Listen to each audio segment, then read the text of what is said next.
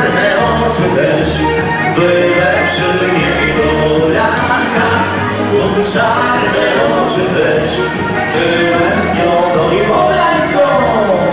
Zawołałem usta jej i pieściłem jej włosy, zanim mnie poranna pła posypała z domu rosy. Zanim mnie poranna pła posypała